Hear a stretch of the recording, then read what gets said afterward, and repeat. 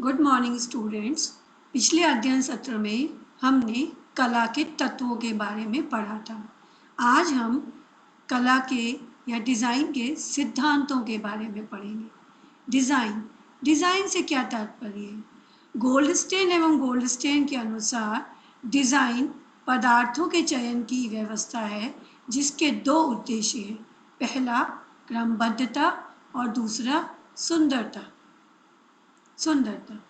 इस कथन के साथ साथ गोल्डस्टेन एक अच्छी डिज़ाइन के बारे में यह भी कहते हैं कि एक अच्छी डिज़ाइन उपयोग में लाए गए पदार्थ की क्रमबद्धता एवं व्यवस्था को दर्शाती है। साथ ही साथ यह तैयार पदार्थ में सुंदरता का भी सृजन करती है। यदि वस्तुओं एवं उपकरणों में उपयोगिता के साथ साथ सुंदरता भी है तो हमारे संतोष एवं सुख में वृद्धि हो जाती है। डिज़ाइन घर में वस्तुओं की इस कलात्मक व्यवस्था से ही संबंधित है। डिज़ाइन दो प्रकार की होती है, पहली संरचनात्मक, दूसरी सजावटी। दोनों का तुलनात्मक महत्व इस प्रकार से है। संरचनात्मक डिज़ाइन वह डिज़ाइन है जो वस्तु के आकार, स्वरूप, रूप और पो तथा टेक्सचर द्वारा बनाई जाती है। यह या तो स्वयं वस्तु पर बनाई जाती है या स्थान पर उस वस्तु का रेखा चित्र कागज पर बनाते हैं।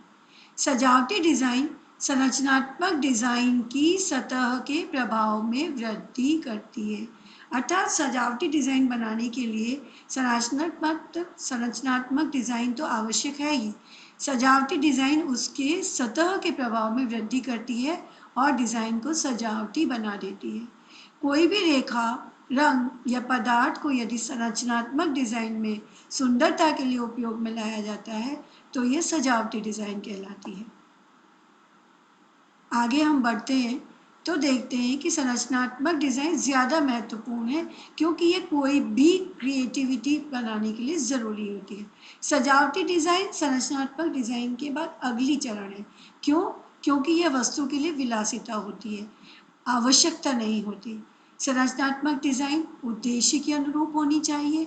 सजावटी डिज़ाइन का उपयोग सुंदरता के लिए किया जाता है। संरचनात्मक डिज़ाइन का उपयोग उद्देश्य की पूर्ति के लिए किया जाता है। संरचनात्मक डिज़ाइन सादी होती है, सुंदर, और सजावटी डिज़ाइन जो है वो सुंदरता लिए हुए होती है। संरचनात्मक डिज़ाइन उपयुक्त अनुपात में होनी चाहिए, वहीं सजावटी डिज़ाइन जो है वो अनुपात के हिसाब से मेल खानी चाहिए, लेकिन इसमें अनुपात थोड़ा बहुत कम ज़्यादा हो सकता है। संरचनात्मक डिज़ाइन वस्तु के पदार्थ के अनुरूप होनी चाहिए और बनाने की प्रक्रिया भी पदार्थ के अनुरूप ही होनी चाहिए। इसी प्रकार सजावटी डिज़ाइन अगर है तो वो सजावटी पदार्थ के अनुरूप होनी चाहिए, अर्थात एवं उस वस्तु को उपयोग में लाए जाने वाले उद्देश्य के अनुरूप हो। संरचनात्मक डिज़ाइन का आकार उपयुक्त होता है और मजबूत होता है। संरचनात्मक डिज़ाइन उपयुक्त आकार की होती है एवं मजबूत होती है, वहीं सजावटी डिज़ाइन किसी संरचनात्मक बिंदु पर बनाई जाती है ताकि वस्तु के आकार को मजबूती प्रदान की जा सके। डिज़ाइन चाहे सजावटी हो चाहे संरचनात्मक डिज़ाइन में प्रत्येक भाग आपस में मेल खाना चाहिए, वहीं सजावटी डिज़ाइन में प्रत्येक भाग के साथ साथ वस्तु की सतह के साथ साथ पृष्ठभूमि का भी ध्यान रखना पड़ता है। डिज़ाइन चाहे कोई भी हो, डिज़ाइन कुछ मुख्य और गौण सिद्धांतों पर बनाई जाती है। मुख्य सिद्धांत की अगर हम बात करते हैं तो पहला है अनुपात, दूसरा संतुलन, तीसरा लय, चौथा बल और पांचवा दोहराव। अर्थात किसी भी डिज़ाइन में इन पांचों सिद्धांतों का होना ज़रूरी है, आवश्यक है। वहीं गौण सिद्धांत की बात करते हैं तो परस्पर बदलाव, क्रम या सीक्वेंस, विकिरण अर्थात रेडिएशन, समानांतरता अर्थात पैरेललिज्म, परिवर्तन ट्रांजिशन, समरूपता सिमेट्री और विपरीत अर्थात कॉन्ट्रास्ट होना चाहिए। पहला सिद्धांत अनुपात। अनुपात को हम प्रपोर्शन भी कह सकते हैं। क्या कहते हैं? प्रपोर्शन। अनुपात सभी सामान्य सिद्धांतों का आधारभूत सिद्धांत है। रट्ट कहते हैं कि एक ही वस्तुओं के विभिन्न भागों के मध्य या एक ही समूह की विभिन्न वस्तुओं के मध्य जब कोई संतोषप्रद संबंध होता है तो उसे अनुपात कहा जाता है। अर्थात अनुपात संबंधों का नियम है। किसका नियम है? संबंधों का नियम है, जिसकी मांग के अनुसार स्थान के सभी विभाजन आकर्षक रूप से एक दूसरे से और संपूर्ण रूप से भी संबंधित हो। अनुपात के बारे में जब हम बात करते हैं तो अनुपात 3 रूपों में जरूरी है। पहला, मापों में अनुपात, क्षेत्र का विभाजन और रुचिप्रद अनुपात। इस चित्र में आप देख रहे होंगे कि पहला और दूसरे चित्र में सामान्य विभाजन किया गया है, सामान्य अनुपात है। वहीं तीसरे चित्र में ये जो आयत है इसको 2:3 के हिस्सों में बांटा गया है, जो कि रुचिप्रद लगता है, संतोषप्रद लगता है। वहीं तीसरे चित्र में अनुपात थोड़ा गड़बड़ा गया है और यहाँ पर डिज़ाइन अच्छी प्रकार से नहीं बनेगी। ग्रीक अनुपात भी यही कहता है। ग्रीक अनुपात के अनुसार जो अनुपात है वो 2 या 3 का रुचिप्रद अनुपात होना चाहिए, जो कि रुचिप्रद होता है और होता है। इसे स्वर्ण आयात भी कहा जाता है। गोल्डन ऑब्लोंग, अर्थात आयात के अगर 2 हिस्से हो तो पहली भुजा के 2 हिस्से और तीसरी भुजा के 3 हिस्से कर दिए जाए तो गोल्डन अनुपात बनता है और इसमें डिज़ाइन की व्यवस्था भली भांति हो सकती है। ये देखिए, ये एक आयत है। अगर इसकी छोटी भुजा की करें तो 2 हिस्से करें और बड़ी भुजा की करें तो 3 हिस्से करें। 2:3 का गोल्डन अनुपात बनाया गया है, ग्रीक अनुपात बनाया गया है।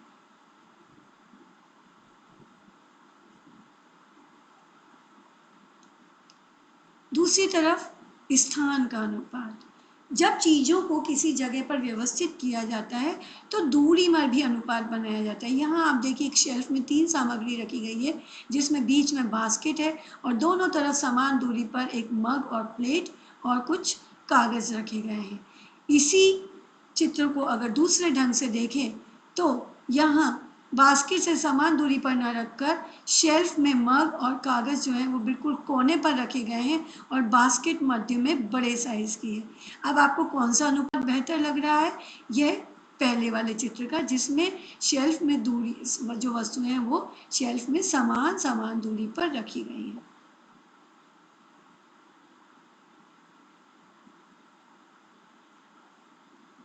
आकार के साथ साथ रेखाओं में भी अनुपात होना चाहिए।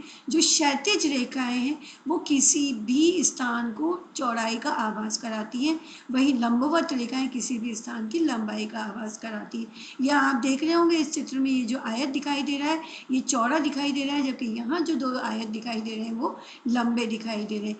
कारण है केवल रेखाओं का उपयोग। यहाँ हमने हॉरिजॉन्टल लाइन का उपयोग करा है, वहीं हमने वर्टिकल लाइन का उपयोग किया है। किसी छोटे कमरे की छोटे ऊंचाई वाले कमरे में अगर हम लंबी रेखाओं वाले पर्दों का उपयोग करेंगे तो उस कमरे की ऊंचाई का आभास स्वतः ही लंबा दिखाई देगा। इसी प्रकार अगर किसी कक्ष में कोई दीवार कम चौड़ी है, वो कक्ष लंबा ज़्यादा है और चौड़ा कम है, तो उसमें आड़ी रेखाओं वाले कर्टन्स का उपयोग करेंगे तो हमको वो कक्ष थोड़ा अधिक चौड़ा दिखाई देगा। इस प्रकार रेखाओं में अनुपात से आप कक्ष में व्यवस्था कर सकते हैं। फिर है माप में अनुपात। माप से क्या मतलब है? माप का मतलब है तुलनात्मक लंबाई, चौड़ाई और ऊंचाई। तुलनात्मक लंबाई, चौड़ाई और ऊंचाई, सही शब्दों में माप सामंजस्यपूर्ण लंबाई, चौड़ाई व ऊंचाई को कहा जाता है और इस माप का सर्वाधिक उपयोग किया जाता है उद्यान के डिज़ाइन करते समय, घर की बाहरी डिज़ाइन करते समय, आंतरिक सजावट करते समय और फर्नीचर की डिज़ाइन करते समय। आपको भली भांति ज्ञात होगा, जब छोटे बच्चों के यूज़ के लिए फर्नीचर बनाए जाते हैं तो उसके लिए टेबल और कुर्सियाँ जो ली जाती हैं वो छोटी ऊंचाई की ली जाती है। वहीं बड़े व्यक्तियों के लिए जब टेबल, कुर्सी और बेड बनाए जाते हैं तो वो बड़ी ऊंचाई के बनाए जाते हैं। तो यहाँ क्या करा हमने? माप के अनुपात का ध्यान रखा। माप को निम्न प्रकार से भी परिभाषित कर सकते हैं, किसी भी संरचना को बनाने वाले सभी तत्वों की लंबाई, चौड़ाई एवं ऊंचाई में सामंजस्य ही माप कहलाता है। इसी प्रकार से जब हम किसी कक्ष में कोई फूलदान की व्यवस्था करते हैं तो आप देखते हैं ऐसा नहीं होता कि बहुत बड़े फूलदान में छोटे छोटे फूल लगा दिए या बहुत छोटे फूलदान में बहुत बड़े बड़े और लंबी डंडी के फूल लगा दे, तो ये माप में अनुपात गलत हो जाएगा। फूलदान का और फूलों की लंबाई का अनुपात समान होना चाहिए। वहीं डाइनिंग टेबल पे जब हम कोई पुष्प सज्जा करते हैं तब हम छोटी चपटी पुष्प सज्जा में छोटे छोटे फूलों की व्यवस्था करते हैं, जिससे कि आमने सामने बैठे वाले लोग एक दूसरे को भली भांति देख सकें। दूसरा नियम है संतुलन। संतुलन उसी प्रकार से काम करता है जैसे कि सीसॉ। गार्डन में आपने सीसॉ का खेल तो देखा ही होगा, जिसमें दोनों ओर समान भार के बच्चे जब बैठते हैं तो संतुलन बना रहता है। रट ने भी कहा है, संतुलन का तात्पर्य है स्थिरता, विश्राम और संतुलन की भावना केंद्र बिंदु के दोनों ओर समान आकर्षण पैदा करें। अर्थात सामानों को इस प्रकार से व्यवस्थित किया जाए कि केंद्र से समान दूरी पर हो, स्थिरता लाए, विश्राम लाए, तभी संतुलन की भावना पैदा होती है। संतुलन विभिन्न तत्वों के द्वारा प्राप्त किया जाता है, जैसे रंग, पोत अर्थात टेक्सचर, नमूना अर्थात डिजाइन और प्रकाश के साथ साथ वजन, यानी कि केंद्र के दोनों तरफ समान वजन की चीजें रखी हुई हैं। संक्षेप में संतुलन का तात्पर्य विश्राम या स्थिरता से है।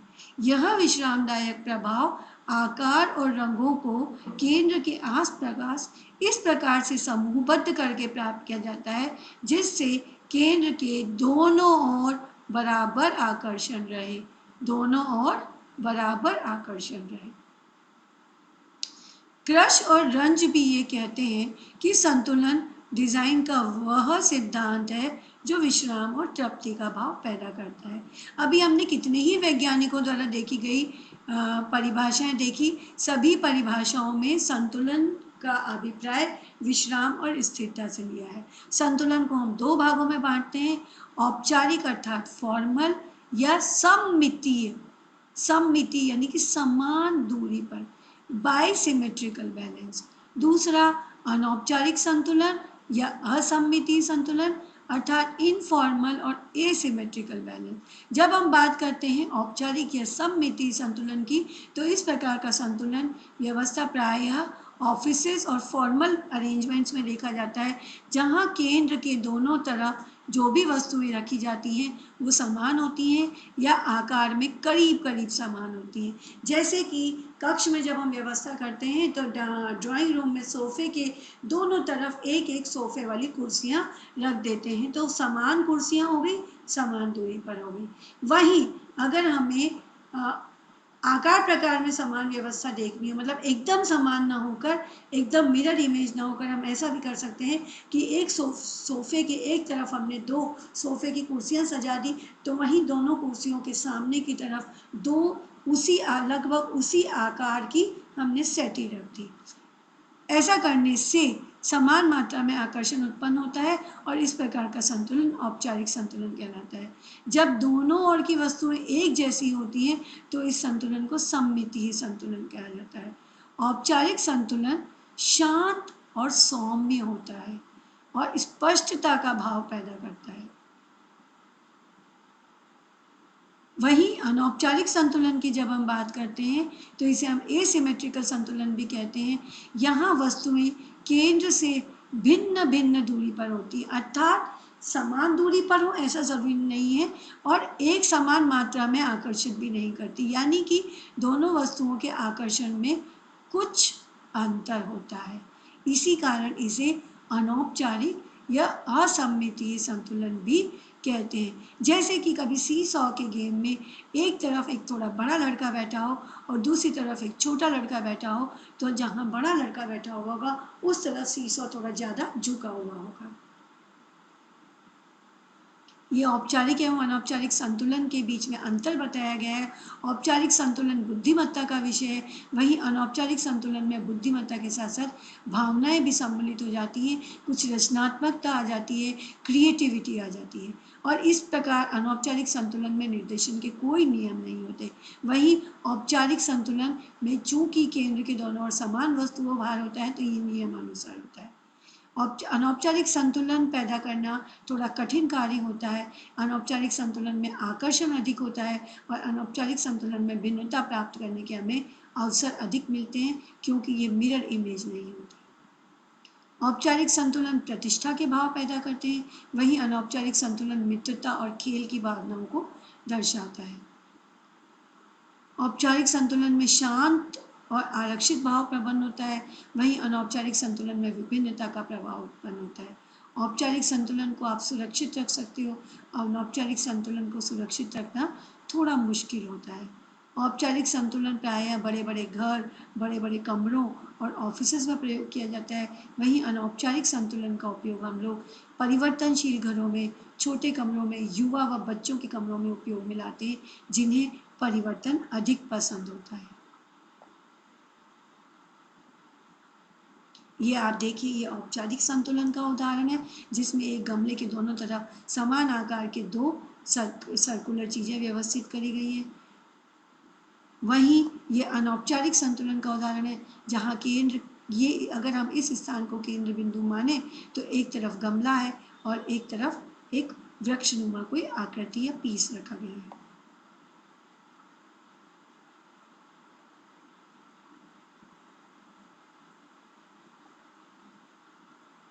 आंतरिक सज्जा में भी संतुलन का विशेष ध्यान रखना पड़ता है। जब हम, ये आप देखिए मिरर इमेज बताइए, जिसमें अगर हम बीच में मिरर रख दें तो जो रखी गई वस्तुएं वो हैं तो लगभग समान आकार की, किंतु इसमें थोड़ा सा मिश्रण किया है। इसमें औपचारिक और अनौपचारिक संतुलन का मिश्रण पैदा कर दिया है, जिसमें ये जो एक तरफ फ्लावर वाज रखा है तो दूसरी तरफ कोई पेंटिंग रखी है। यहाँ दोनों तरफ रखी गई वस्तुओं का दूरी समान है, वजन समान है, लेकिन वस्तुएं एकदम मिरर इमेज नहीं है। तीसरी चीज है लय। लय का तात्पर्य गति से है।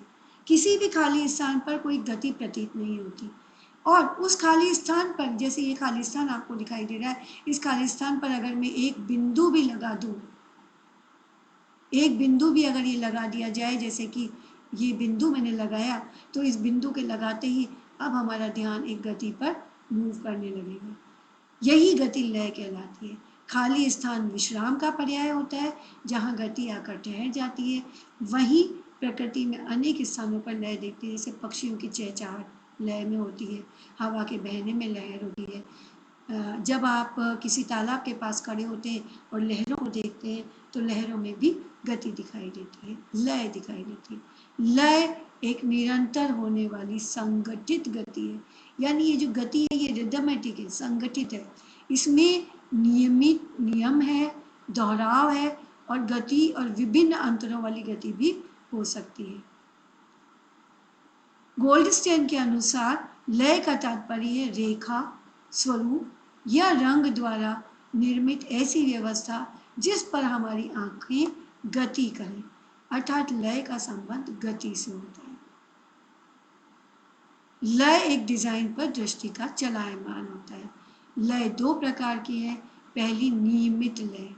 नियमित लय का तात्पर्य है जिस भी वस्तु के द्वारा लय पैदा की जा रही है वह बिल्कुल एक रूप है और एक ही क्रम में है। इस प्रकार की लय आप संगीत, नृत्य और काव्य पाठ में देख सकते हैं।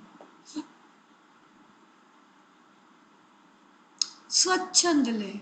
स्वच्छंद लय में अनियमित अंतरों से या असमान भागों में जब गति होती है तो वो स्वच्छंद लय कहलाई जाती है। इस प्रकार की लय में आंखें आसानी से घूमने वाली रेखाओं पर विचरण करती है। इसमें किसी भी स्थान पर इधर और उधर इस प्रकार दबाव द्वारा सचेतता उत्पन्न की जाती है तथा इच्छित संवेगात्मक प्रभाव उत्पन्न किया जाता है, और इस प्रकार की लय में किसी भी वस्तु का पूर्ण रूप में महत्व होता है।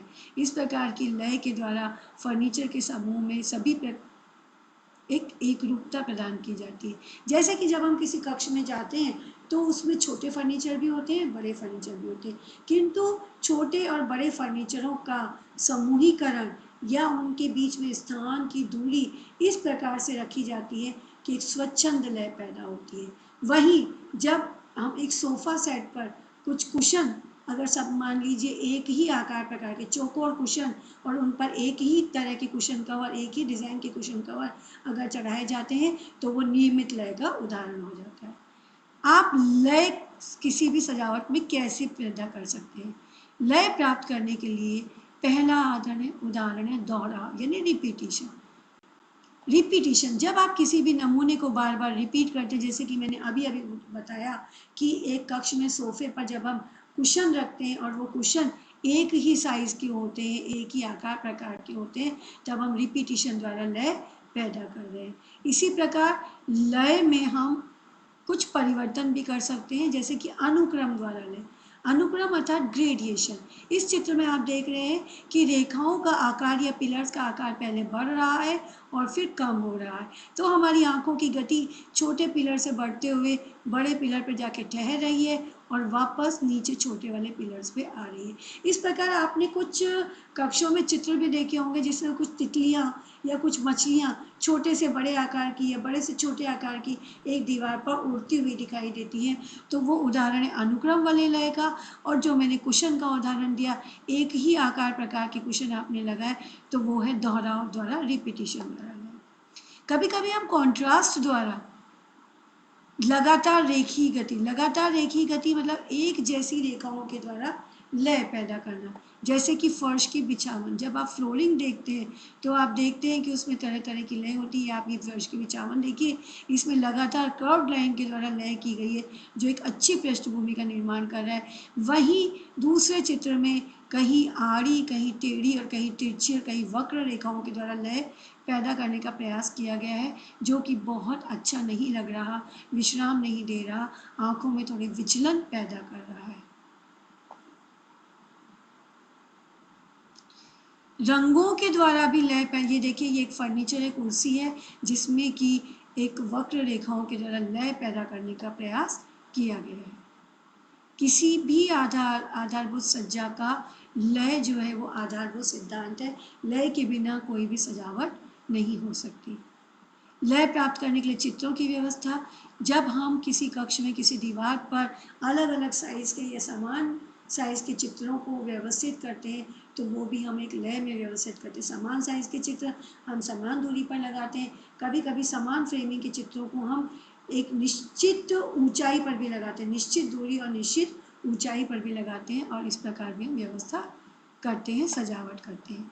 बल अर्थात एम्फेसिस, जब आप किसी कक्ष में जाते हैं, जैसे ही आप एंटर करते हैं, तो आपकी आंखों की गति एक डिज़ाइन या एक स्थान से प्रारंभ होती है, मूव करती जाती है और कहीं किसी एक स्थान पर जाकर ठहर जाती है। वो स्थान कोई सजावटी पीस, कोई फूलदान हो सकता है, कोई बहुत सुंदर सी घड़ी हो सकती है, कोई बहुत सुंदर सी पेंटिंग हो सकती है, किसी कोने में रखा हुआ बहुत सुंदर सा फूलदान हो सकता है। ये जो गति जिस स्थान पर जाकर रुकी है, वो है बल अर्थात एम्फेसिस। आप ये देखिए कि परिसज्जा की किसी भी योजना के पूर्णतः संतुलित, अनुपातिक और एक रूम होने के बाद भी कभी कभी वो उतना सुंदर और रुचिप्रद नहीं दिखाई देता, क्योंकि उसमें एक ऐसी विशेषता का अभाव है जिसके कारण उस पर आंखें केंद्रित नहीं हो पाती। और ऐसा प्रायः कई बार कब होता है, जब आप एक सिंपल से क्लासरूम में गए, जहाँ सामने की तरफ एक टीचर की टेबल कुर्सी रखी है और स्टूडेंट्स की टेबल कुर्सियाँ रखी है, तो वहाँ कहीं भी कोई फोकल पॉइंट नहीं है, बल का अभाव है। यही आप किसी ऐसे क्लासरूम में गए जहाँ बच्चों की टेबल कुर्सी के साथ साथ एक बोर्ड बना हुआ है, बोर्ड पर बहुत ही सुंदर ढंग से कोई उक्ति लिखी हुई है, उस दिन की दिनांक लिखी हुई है, तो वहाँ बोर्ड पर लिखी गई सुंदर भाषा में वो जो उक्ति है और वो दिनांक है, वो उस कक्ष की व्यवस्था में बल क्रिएट करती है, बल पैदा करती है। अगर हम बल की परिभाषा देखें, तो गोल्डस्टीन ने बल को एक सिद्धांत के रूप में परिभाषा किया है, जिसमें आंखें सर्वप्रथम किसी भी व्यवस्था के सर्वाधिक महत्वपूर्ण भाग पर दृष्टिपात करती है और इसके पश्चात वो महत्व के अनुसार अन्य वस्तुओं पर दृष्टिपात करती है। जब कभी भी मैं क्लास में रिदम और बल को परिभाषित करती हूँ, तो मैं हमेशा एक दुल्हन का भी उदाहरण देती हूँ। जब भी हम किसी दुल्हन को देखते हैं, तो हमारी आंखें उसको सिर से लेकर नख तक, पैरों के नाखून के श्रृंगार तक को निहारती हैं। उसके हेयर की डिज़ाइन क्या है, हेयर पर क्या एक्सेसरीज लगा रखी है, माथे पर बिंदी, चेहरे पर मेकअप, आँखों का आईलाइनर, होठों की लिपस्टिक, गले में पहना हुआ हार और उसका लहंगे की डिज़ाइन, ओढ़नी, कमर में पहनी हुई कनकटी, हाथों की चूड़ियाँ, अंगूठी और नीचे आते आते लहंगे की डिज़ाइन और पैरों की महावर और बिछिया आदि। ये सब एक लय में देखने के बाद पुनः हमारी आंखें उस दुल्हन के किसी एक केंद्र भाग पर केंद्रित हो जाती है। वो केंद्र भाग कभी दुल्हन के होंठ होते हैं जो बहुत ही सुंदर ढंग से लिप्स लाइनर और लिपस्टिक के द्वारा डेकोरेट किए गए होते हैं, या उसकी बिंदी हो सकती है, या उसकी हेयर स्टाइल हो सकती है। तो जब मैंने दुल्हन को सिर से लेकर नख तक निहारा तो वो एक लयबद्ध तरीके से निहारा, और वहीं जब मैंने मेरी आंखें उसके चेहरे पर, उसके होठों की सुंदरता पर, या उसकी बिंदी पर, या उसकी हेयर स्टाइल पर, या उसके गले में पहने हुए हार पर आकर ठहर गई, तो वो बल का उदाहरण है। बल वह सिद्धांत है जो किसी भी व्यवस्था में रुचि केंद्र की ओर निर्देशित करता है, यहाँ और उस पर किसी विचार रूप या रंग पर दबाव डालता है। बल अर्थात दबाव डालना। किसी भी डिज़ाइन में, किसी भी व्यवस्था में, किसी भी सजावट में आप देखेंगे तो एक बिंदु ऐसे जरूर होता है जहाँ जाकर हमारी निगाह ठहर जाती है, और अगर ऐसा बिंदु नहीं हो तो वो सजावट अच्छी नहीं मानी जाती। बल देने के लिए हमें क्या ध्यान देना चाहिए? पहली चीज़ तो कि हमें किसे बल देना है, दूसरी चीज़ बल कैसे देना है, एम्फेसिस कैसे क्रिएट करना है, एम्फेसिस कितना देना है, और किस स्थान पर बल देना है।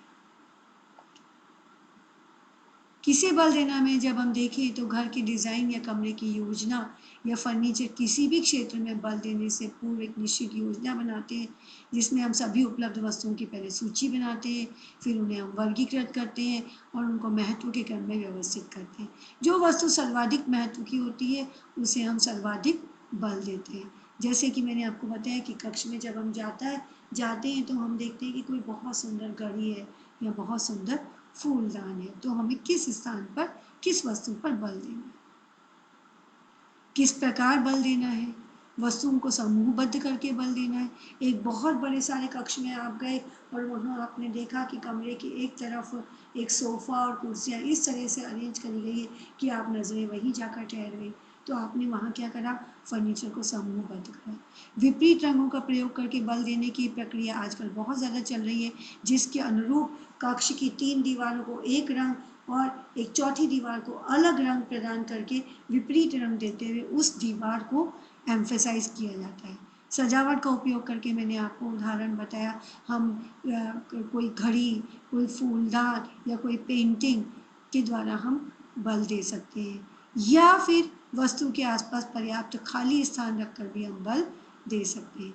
कभी कभी हम विपरीत रेखाओं, विपरीत आकार और माप का प्रयोग करके भी बल क्रिएट करते हैं।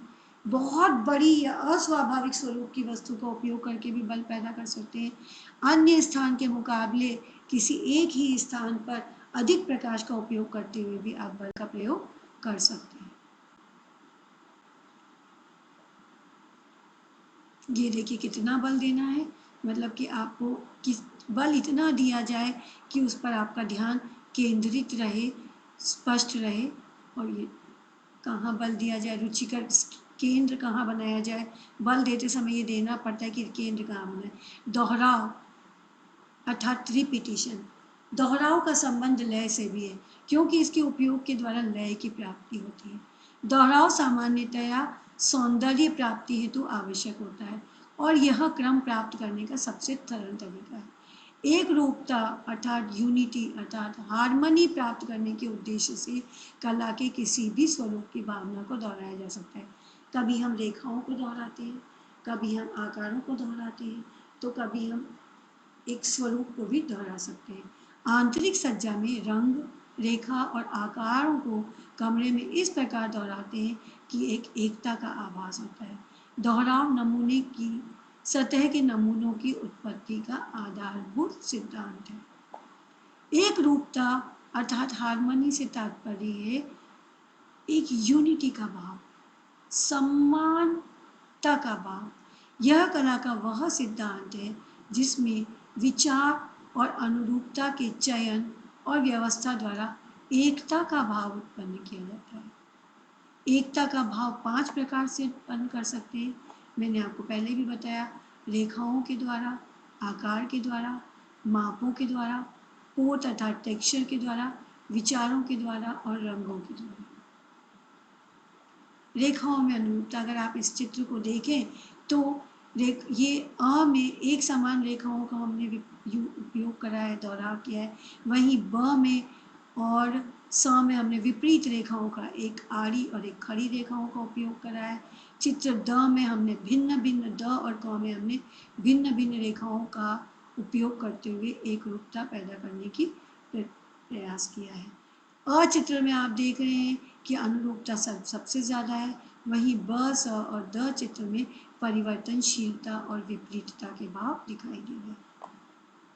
शेप के द्वारा अनुरूपता की जब हम बात करते हैं तो चित्र अ में हमने एक ही स्क्वायर या आयत के द्वारा अनुरूपता पैदा करी है, वहीं चित्र ब में हमने विपरीत चित्रों का प्रयोग करा है और चित्र स में हमने भिन्न भिन्न आकारों का उपयोग किया है और डिजाइन को परिवर्तनशील बनाया है।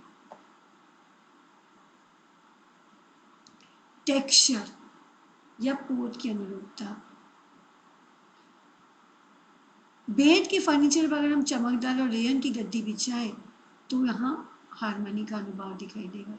वहीं किसी बहुत बड़े अपहोल्स्टर्ड फर्नीचर पर बहुत ही आकर्षक डिज़ाइन वाले आप कुशन्स और कवरिंग्स को बिछाएंगे तो वहाँ टेक्सचर में हारमोनी दिखाई देगी। विचारों में एकरूपता की जब हम बात करते हैं तो आकार, माप, पोत और रेखाओं में अनुरूपता के साथ साथ विचारों में भी एकरूपता होनी चाहिए। जैसे कि एक समूह में अगर एक वस्तु औपचारिक है व अन्य अनौपचारिक है तो वो विचारों में भिन्नता होगी। यहाँ विचारों में एकरूपता से तात्पर्य है कि या तो सभी वस्तुएं औपचारिक रूप से लगाई गई हैं या अनौपचारिक। अगर सब औपचारिक हैं तो एकरूपता आ रही है और सब अनौपचारिक लगाई हैं, आपने अलग अलग डिज़ाइन की, अलग अलग आकार की, अलग अलग दूरी पर लगाई है तो वहाँ विचारों में एकरूपता दिखाई नहीं देगी। ऑफिसेज में आपने देखा होगा कि जो चीज़ें होती हैं वो बहुत ही फॉर्मल तरीके से, बहुत ही यूनिटी के भाव से, हारमोनी के भाव से डेकोरेट की जाती है और वहीं जब हम अपने ड्राइंग रूम को डेकोरेट करते हैं तो वहाँ कई बार हम बहुत अनौपचारिक ढंग से भी डेकोरेशन करते हैं। रंगों में अनुरूपता, आकर्षक सज्जा जब होती है जब रंगों में भी अनुरूपता हो। रंग पर हम एक पूरा अन्य चैप्टर और पढ़ेंगे और जिसमें हम रंग में किस प्रकार से समान रंग यूज़ किए जाएं या विपरीत रंग यूज़ करें या एक समान दूरी पर स्थित रंगों का उपयोग करें और डिज़ाइन को आकर्षक बनाएं। कुछ माइनर प्रिंसिपल्स भी हैं जो डिज़ाइन को इम्प्रूव करते हैं, जैसे कि ऑल्टर करना। ऑल्टर का मतलब है पहले आड़ी रेखा का यूज़ किया, फिर खड़ी रेखा, फिर आड़ी रेखा, फिर खड़ी रेखा, मतलब कि हमने नंबरवार रेखाओं का उपयोग करा। इसी प्रकार हम शेप को भी कई बार ऑल्ट्रेशन में यूज़ करते हैं। एक सर्कल लिया, एक स्क्वायर लिया, एक ट्रायंगल लिया, फिर एक सर्कल लिया, फिर एक स्क्वायर लिया, फिर एक ट्रायंगल लिया। सीक्वेंस का तात्पर्य है नियमित वृद्धि। विकिरण अर्थात एक केंद्र से विभिन्न रेखाओं की उत्पत्ति करी। समानांतर रेखाओं व स्वरूप को उपयोग किया। परिवर्तन अर्थात धीरे धीरे परिवर्तन किया। सममिति, हमने सममिति बैलेंस में बहुत अच्छे से देखा था, दो एक समान वस्तुओं का उपयोग करते हुए। और विपरीत अर्थात दो विपरीत वस्तु या विपरीत गुणों को उपयोग में लेते हुए भी हम संतुलन का, हारमोनी का भाव पैदा कर सकते हैं। इस प्रकार आज आपने देखा कि डिज़ाइन के विभिन्न सिद्धांतों के द्वारा का उपयोग करते हुए हम कैसे डिज़ाइन को बहुत ही